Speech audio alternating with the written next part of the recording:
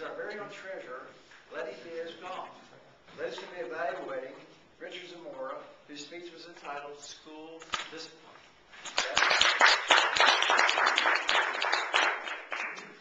Dr. Zamora, you've performed speech number 4 from the Public Relations Manual, Speaking Under Fire.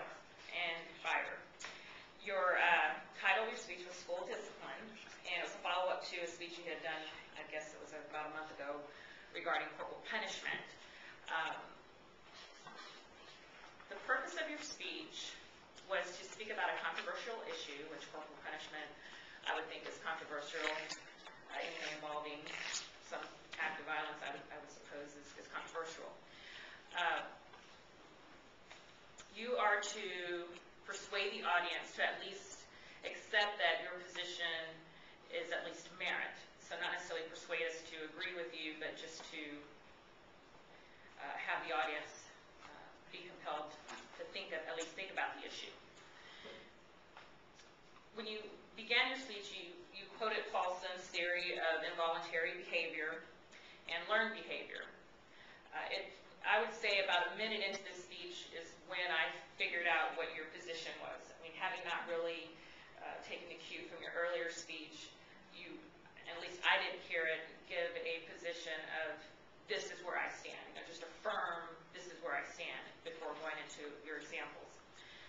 I did think that your use of humor was good in terms of combating some of the hostility that some of the questions that were thrown at you. You did a good job of thwarting people's attitudes just with your dry sense of humor. So I enjoyed that part of your speech.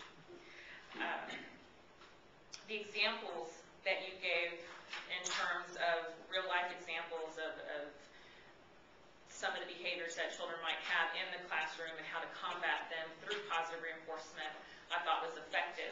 But your most effective statement was your very last answer to the question. So thank you for allowing him to finish that question, which was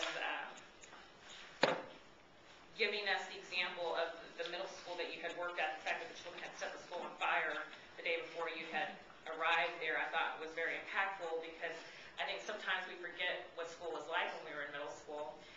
Granted, we didn't set our school on fire, but I remember I didn't do it, but I remember egging the principal's car and things of that nature that kids would do.